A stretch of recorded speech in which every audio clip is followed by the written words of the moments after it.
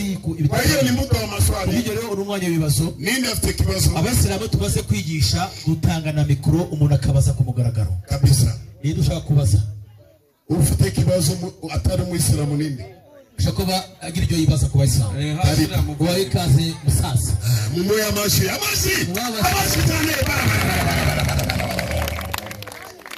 mashallah twega abayisilamu nta kibazo tugira tubaze kwigisha dutanga mikro Sanzo kavuga yibaza ku basilamu. Basilamu ni wari mubazi umwe umugabo hariya. Yegera musaza. Uhawe ikaze. Nitwa bande. Kristo musabye Imana. Usengerahe. Asikilike vizuri sha. Kristo muri torero. Batiste. Sawa. Ikibazo cyawe.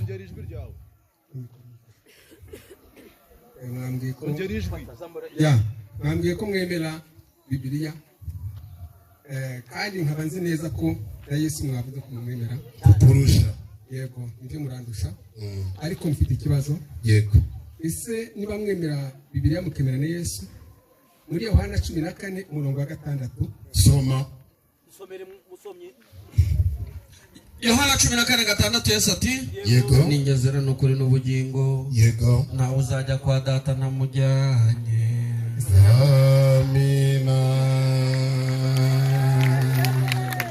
Sango ikibazo cyawe kwiyo nyandiko ni iki ese namwe abayisilamu mwemera ko muzajya mu ijuru mwemera Bibiliya tugume hariya tekereza reka tusubize hiyo kwanza wewe wemera ko ni Yesu azakujana mu ijuru murikije Bibiliya Yesu ni azakujana murikije Bibiliya tekereza nukuvuga wemera ko Yesu azakujana hehe murikije Bibiliya subiza kibazo cyanje shehe anakwepa ushingiye kwiyo nyandiko wemeye ko ni Yesu azakujana mu ijuru yego Matayo 20:20 Matayo 20:20 yego haragira hati yego niyumve neza atejya amatwi yego maze nyina wa bene Zebedayo ari umugore yarafite abana babiri azana abana bahari yego asanga Yesu aramupfukamira ngo agire icyo amusaba afukamira Yesu agira icyo amusaba nawe aramubaza ati Yesu aramubaza ati urashaka iki nanje uyu munsi nakubaza ushaka iki aramusubiza baguhe umugore aramusubiza ati ubwo umugore asubiza Yesu ati tegeka ko abana banjye bombi bazicara mu bwami bwawe yego umwe iburyo bwawe n'undi ibumoso bwawe yego Yesu aramusubiza ati uri kumva tekereza msomaji uyu mugore yarafite imani yawe uvuga ngo Yesu niba azinjiza abantu wehe mu ijuru umva ko Yesu ari kugusubiza Yesu aramusubiza ati muzi icyo musa muzi icyo musa mwabasha kunywera ku gikombe nzanyweraho icyo gikombe ni urufu turabibasha arababwira ati yego ni ukuri igikombe cyanjye muzakinyweraho nibyo Yesu azapfa natwe tuzapfa ariko kwicara iburyo bwanjye yego n'ibumoso bwanjye yego mu ijuru yego sinjye ubigaba ndiki keretse abo data yabiteganyirije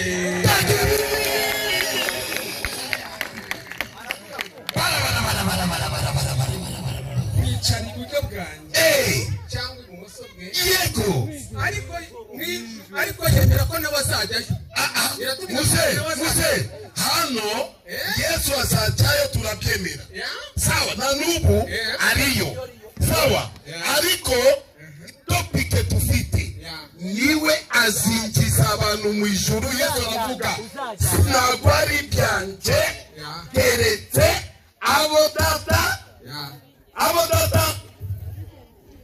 ariko kasubiremo no mu kinyarwanda birumvikana yego no mu kinyarwanda umuntu avuze ngo Yesu aravuze ngo ni ingenzi ubusa n'inzira tunyuraho ariko ashaka kuvuga urabimwereka nayo nataka niye ni mumalizie niko bimeze unasikia mzee Yesu amesema maneno haya mimi ni njia tafsiri shehe Yesu avuze amagambo ko ari atatu, ngende inzira, ni kweli, n'ukuri.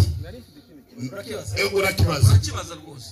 Yesu anasema maneno tatu. Nije nzira y'ukuri. Yesu akasema mimi ni njia. Nije nzira y'ukuri. Muse sio njia. Ntabwo ari inzira tunyuramo. Hapana. Ni imani. Ni imyemerere ya Yesu. Yenyewe alikuja kufundisha. Yeye yaje kwigisha. Na hiyo imani, hiyo myemerere sio yake. Ntabwo ari iye. Ni ya Mwenyezi Mungu. Ni imyemerere Imana yamuhaye. Alimutuma. Imana yamutumye kwisi. Yigisha abantu. Ukaenda kwa hiyo imani. Iyo ukurikiye iyo myemerere ya Yesu, utaingia mu icyo gihe Yesu azaba impamvu y'ukugira ngo winjire mu ijuru. Icyo gihe uzajya mu ijuru kubera ibikorwa Yesu yakoraga n'imyemerere akurikiye. Turikumvikana? Sawa. Inzira y'ukuri. Yego turi cyambere ukuri amagambo y'Imana ni ukuri. Ijana ku ijana. Turi kumwe. Niyo mpamvu Yesu yaravuze iyi. Ariko ntabwo ari we azinjiza abantu. La. Icyo kirumvikana. Sawa. Ikibazo cya kabiri. Yego. Kuko Yesu yarapfuye namwe murabyemera. Ntabwo twemera. Ntabwo mubyemera. Mumwemera nk'intumwa. Yes. Mumwemera nk'intumwa. Wowe mwemera gute? Oya ndakubaza mwebwe nyine ubu. Mwemera nk'intumwa n'umugaragu. Muze. Urambaza. Reka nanjye ngubaze. Sibyo? Si ikiganiro. Ninjye ufite kubaza uransubiza. Aya basi. Nanjye naza kukubaza. Witegure. Nta kibazo. Uyu musore mwiza pe. Aganira neza mashallah. Ndarangiza kuri gusa. Nta kindi kibazo. Yego. Ese Yesu yarapfuye.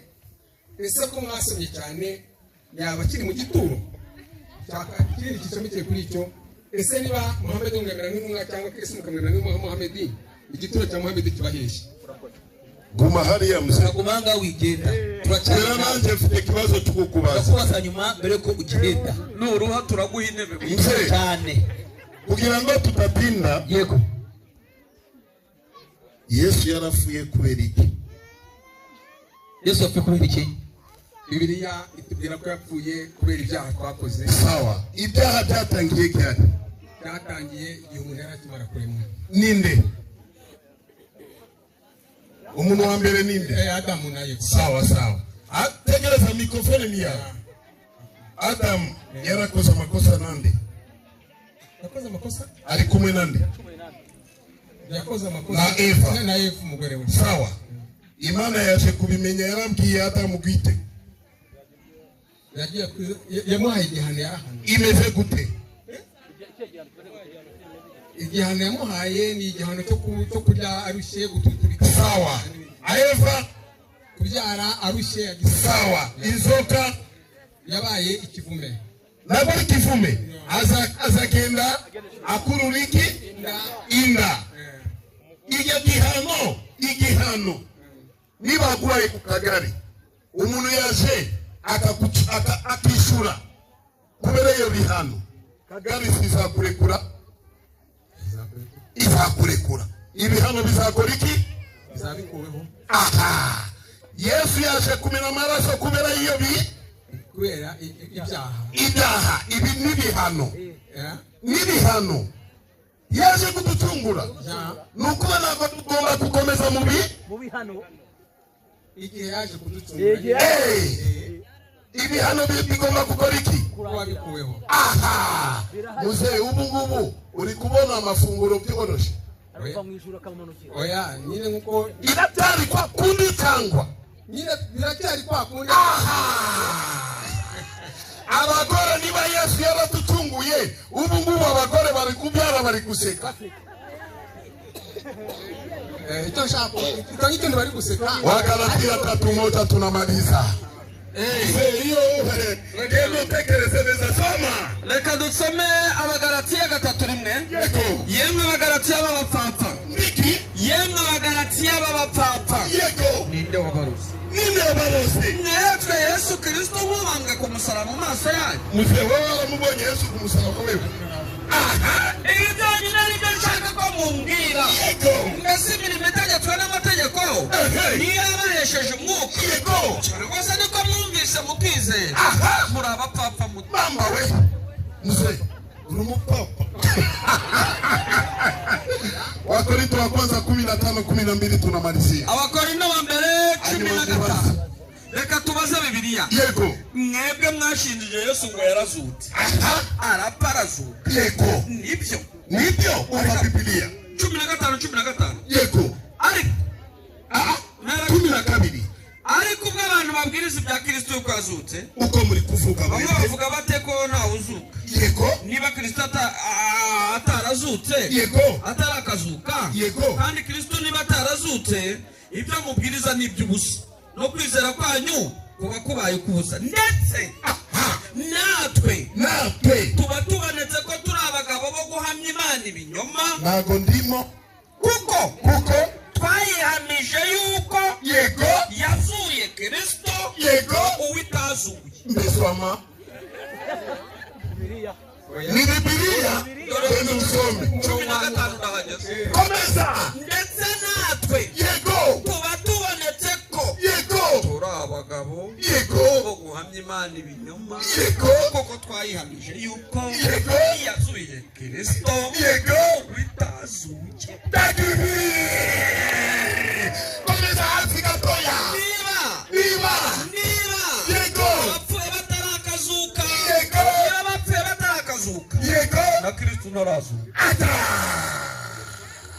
ushaka iki? icyo shaka baguwe yawe.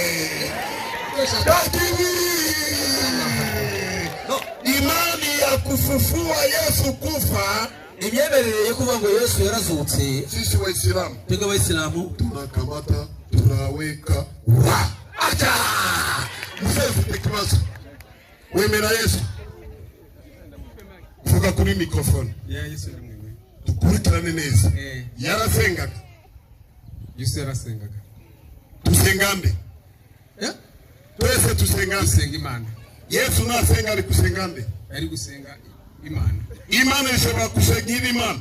Ntabwo bishoboka. Nukuvuga Yesu nagwari. Ntabwo ari Imana nyine. Ariko Yesu ata yaramamaye ugeze rwose. Mzee, ninjye mfite kibazo. Ninjye kubaza mzee. Yarasengaga. Utwereke uburyo yasengaga. yasengaga te, twereke uburyo yasengaga. Niba yarasengaga agasura guhagarara, niba yarapfukamye kugira ngo kanduze ikibazo cyanje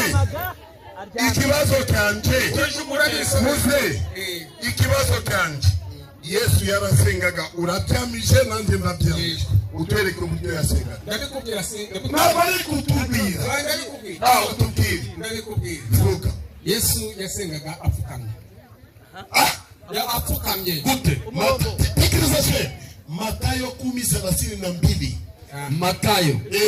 Matayo igice cyaho cya 10 umva ku murongo wa 32. Yego. Yesu tumuntu nzamamiriza imbere y'abantu. Yesu aravuga uzamamiriza imbere y'abantu. Nanjye nzamuhamiriza imbere ya Data uri mu ijuru. Ereka uburyo yasengaga. Ngenda hamya guto ko icyo nasomye. Yarafukamaga. Yarafukama. Kose ngiye gusenga. Umurongo.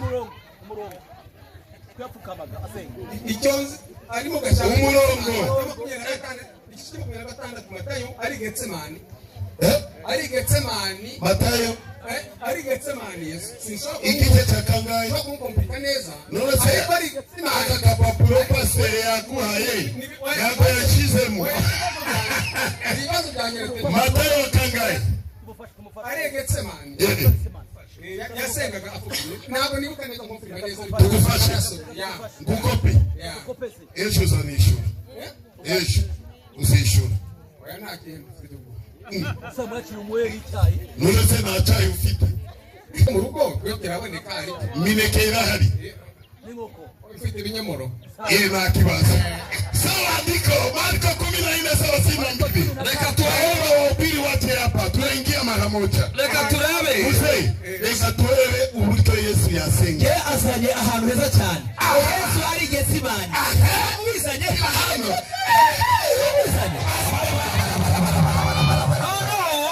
Birasuje muri Karabaya. Reka turebe. Yego. Muri Mariko. Yego. 14. Yego. 32. Yego. umutwe w'amagambo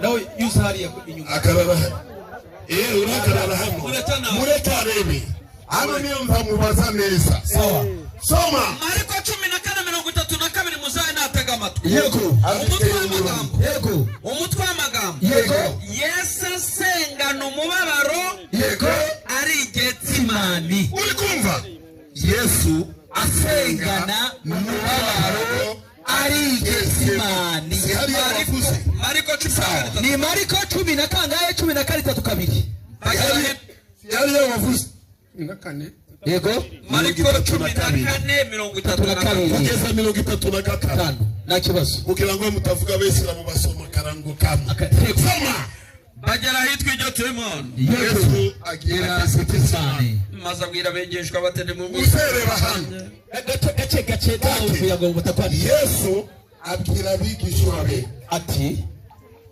mwe mwicaye hano mbanze senge mwe mwicaye hano banze nsenge Yesu ashobora iki mzee Yesu akora iki sawa ajyana Petero na Petero wa mbere na Yakobo na Yakobo kabiri na Yohana na Yohana mzee ni bangaye batatu sawa atangira kumirwa no guhagarika umutima cyane uri kumva Yesu atangira kumirwa no guhagarika umutima cyane yarafite ubwoba ko bagiye kumwica yarafite ubwoba yego arababwira ati yego umutima wanjye ufite agahinda kenshi kenda kunyica yego mugomera no mube maso mzee Yesu aravuga igihe cyo gusenga mube maso ko mubwira abandi ari abahumiriza muhumirize dusenge abari muhumirize dusenge uri kumwe na Yesu Yesu nawe ati mube maso wewe uravuga cyambere mumaze kucica yego uri kumwe na Yesu mbese ama Yesu yigira imbere yo hato yigira imbere yo hato mzee Yesu aratandukana gato n'abigishwa be yigira imbere hato wari hano igihe turi gusenga wari hano igihe tuyoboraga nakoze iki nari imbere yabo bari he sawa sawa uyu nguyu Yesu anaitwa imamu niwo muri Islamu bita imamu na kusema na Yesu ni ukuvuga na Yesu aliacha Waislamu yigishije yaretse abigishwa b'inyuma aribo Bayisilamu be akaenda mbele ni kusema Yesu ni imamu nawe ni imamu unasikia urukumva neza hiyo inafanyikana mudini gani ibyo ngibyo bigaragara ijambo imamu rigaragara muri Islamu Yesu yigira imbere yo hato neza yubama hasi arasenga yubama hasi arasenga muse ntabwo ari kufukama nkuko wabivuze yubama hasi arasenga muse vugisha ukuri hano ari abana bawe ari sheri wawe ari inshuti zawe abavandimwe bose umusogereye saba Yesu yarasengaga yubame Yesu yasengaga yubamye kurikije biri kwagiye ehe hasi muse nusanga umuntu ari gusenga gutya ari mu yedini usanze umuntu asenga yubamye hasi uko aba ari uwo muhedini ukeka oya ntabwo ari ugukeka ahubwo mbibona mu Bayisilamu muse egera hano nusanga umuntu ari gusenga gutya ari mu Bayisilamu ni ukuvuga ni umwisilamu Yesu nawe yasezeye n'abandi ni nk'Abayisilamu ni ukuvuga nawe ari iki sinzi izina rya Isilamu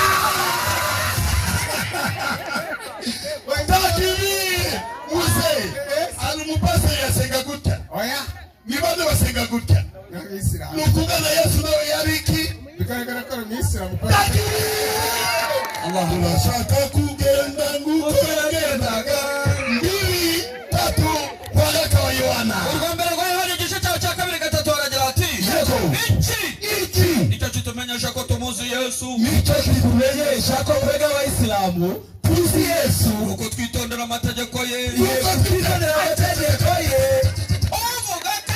uvuga ko Yesu nitondera amategeko ye yitondera amategeko ye mu menshi muse uri mu bene ntimubeshye ukuri ni wese endelea ukuri ni kuri muri we ariko yego umuntu wese witondera ijambo Yesu urukundo akunda Imana urukundo k'Imana tumaze yego gutunganyirizwa muri we Yesu icyo nicyo kitumenyesha ko turi muri Yesu icyo nicyo kitumenyesha ko tw'abayisilamu turi muri Yesu kuko uvuga ko ahora muri we yego uvuga ko ahora muri we abandi baravuga yego bahora muri Yesu yego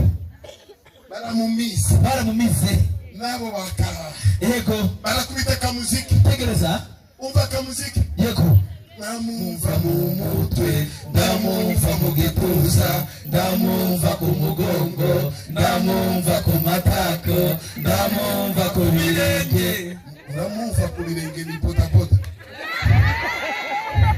uramwumva ku matako ni sheri wawe ishushupe ntari kuko uvuga ko ahora muri we yego akwiriye kugenza nk'uko yagenzaga ibande babikora niba ari muri wowe ugomba kugeza nk'uko yagenza reba abigisha besasa reba abigisha bemeza kumva kumira saba sita muzehe nawe arapfa soma cumi na karindwi gatandatu Matayo yego abigishwa babyumvise mbiki abigishwa ba Yesu ntabwo ari wewe ntabwo ari njyewe ntabwo ari Kapera abigishwa bari kumwe na Yesu bamaze kureba yego babyumvise yani babibonye yego bikubita nabo hasi bubamye baratinya cyane nawe atinya umusilamu sibyo twakoraga mu tinya nawe nk'aba bagabo turi gusenga hivi twasenga ntabwo ari ko twasenga tinya nukuvuga twasengaga nkande nka Yesu abesilamu barasenga n'abigisha bande ba Yesu nukuvuga abesilamu n'abigisha bande ba Yesu la ilaha illallah Muhammadi Rasulullah ugifata umwanzuro ndafata umwanzuro yego ubashije iki kibazo yego bigendanye n'imyizerere y'idini yanyu yego asobanukiwe mu myumvire yacu cyangwa se uko tubazi cyangwa tubwirwa utoshi batubwira ko abayisilamu bashaka umugore urenze umwe ese ayo ngayo ni amabwiriza ya Bibiliya cyangwa na ya Korowani muhe neza mikoro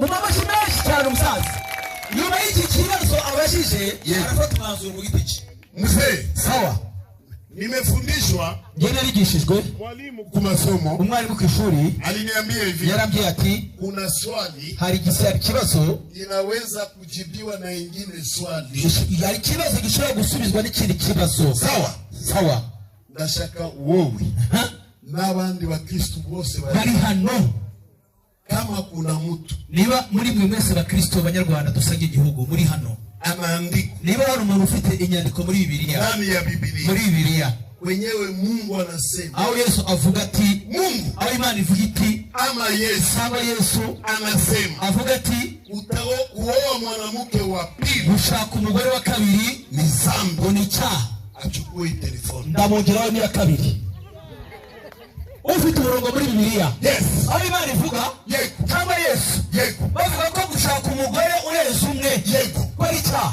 ututerura ujyane ninde adu umurongo nutawufite aze tumuhe amayinite ahamagare pasita cyangwa padiri amuhe uwo murongo hanyuma tware telefone ninde aho kira n'abasilamu wenyine abayisilamu n'abasambanyi bakunda abagore barashaka dukunda abagabo abadamu muceceke tuba turabatingana abadamu muceceke mwicecekere abagabo mwese bari hano yego udakunda abagore azamura akaboko umugabo uri hano udakunda abagore azamura akaboko ninde barimo barisetsa tutabeshye abagore ubundi baremewe baremewe abagabo ni ugushakwa akira sawa sasa none rero kama tunaoa wanawake wawili niba dushaka umugore urenze umwe natafuta nikujibu. ndashaka gusubiza mu buryo bubiri. Cha kwanza, Icya mbere, bako itegeko nshinga. hari itegeko nshinga ry'u Rwanda. Sisi Waislamu twebwe Abayisilamu tunaabudu, tunakubali. turanaryemera mu bintu birimo. Sababu gani? Kubera iki? Sio Muislamu wote yuko na wanawake wawili. Ntabwo ari buri Muislamu wese ufite abagore babiri. Hapana. Oya, Kuna kila mtu ana moja, mbili. hari abafite umwe, babiri, batatu, bane. Haibashisa. Nta n'ikibazo kinarimo. Itegeko nshinga Itegeko nshinga ry'u Rwanda ilitokana na Rwanda ryashyizweho n'igihugu cy'u Rwanda wakati waliona maisha ya Wanyarwanda igihe babonye ubuzima bw'Abanyarwanda iko chini, ko ari hasi cyane. inajengea na wengine midugu. Rimwe na rimwe ugasanga abayobozi b'ingofero y'u Rwanda bari kubakira abantu imidugudu, Chumba 2 na sala. ugasanga bakubakiye ibyumba 2 na saro. Chumba moja ya wazazi, Icyumba kimwe ari icy'ababyeyi, ingine ya watoto. ikindi ari icy'abana. Mwanamke wa pili utamweka. Ubwo uramutse urongoye umugore wa kabiri umeze gutyo wamushyira he? Hiyo tunachua. Ibyo turabizi, Na leta na leta y'u Rwanda inachua. irabizi. Lakini hiyo sheria ya Rwanda Ariko ayo mategeko y'igihugu cy'u Rwanda haiongoze dunia nzima. ntabwo ayobora isi nzima, Ni Rwanda peke ni yake. mu Rwanda gusa. Bongo. Siko bimeze? Biblia inaongoza dunia nzima. Bibiliya yonyi iri hariya yo iyobora isi nzima. Sikia vile Biblia. Umva uburyo Bibiliya ikubwira rero. Siwemera Biblia. Wemera Bibiliya?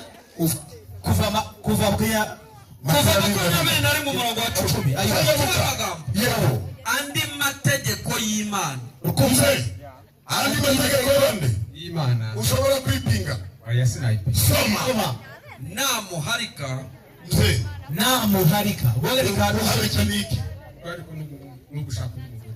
Gushaka undi? Umugore Ufite wa mbere ugiye gushaka wa? Sawa. ntagabanye ibyo kurya bye icyo ni cyane Mbere wa mbere nutagabanye ibyo. kurya bye. Yego. n'imyambaro ye, N'imyambaro ukomeza kumugurira. Yego. namwicire n'igihe Mzee. Gwiki. Namwicire iki? Igihe ki? Igihe urahisi. ego Imeze gute? Igihe ki? igihe cyo kuba mu rugo. Oya. Soma negatifu. namwicire hano Soma kukwepa. batarakabasoma mu mbere ntagatifu irabisobanura. Yego. niba ni mwiyimuka Misiri 21:10. Yego. Niba yishakiye niba yishakiye undi umugore, mugore yego. ntacyo azagerura ku byahaga uwa mbere. Yego. ari ibiryo, Yego. ari imyambaro, Yego. ari n'ibihe byo kuryamana. niba ibiro byo kuryamana ugomba kubaringaniza. natamukorera ibyo ko ari bitatu. Yego. azagenda adakora ahantu. n'uwa mbere umva muvandimwe. Yego. n'uwa mbere uramupipa, uwa kabiri uramuzana umumarira iki. uwo muntu niwe ushoboye. Mzee. Yego. Hiyo ni Biblia. Dore Bibiliya Tunaheshimu. turakanda turanayubaha. Hakuna andiko nta nyandiko ndani ya muri Biblia Bibiliya inakataza mwanaume kuoa mwanamke wa pili. ibuza umugabo kuba yashaka umugore wa kabiri. Lakini kama hauna uwezo, Ariko niba nta bushobozi ufite bw'ingufu Patia n'amafaranga, mke wako Mungu. yigumanira n'umugore wawe umwe. hauna pesa, Nta mafaranga ufite, nta mutungo, hauna nyumba, nta nzu ufite aho uzamukodeshereza, nguvu ya mwili ilipunguka, byonyine urarya ni ikibazo, ugasanga nta ngufu z'umubiri ufite. gumana n'umugore umwe. Gumana n'umugore umwe nta kibazo nk'uko Abayisilamu. Ariko Niba ufite inoti ahantu mane hano nawe akora akazi. ufite n'imbaraga za ilikukubita sana, kubitira tonku acha wewe. Mbese kugiye udasezeye nuko mugenda tugiye nyuma y'umurongo w'ikibazo tubajije urafata umwanzuro. Tubwira umwanzuro ufashe n'umwanzuro ki? Umwanzuro ufashe ndabashima. Ndanyuzwe. uranyuzwe hanyuma Nyuma yo kunyuzwa ni ukuvuga Uislamu ni dini y'ukuri. utagiye mu nzira y'ukuri umunsi umwe uko uzajahe. Ntabwo ndabisobanura. Aha.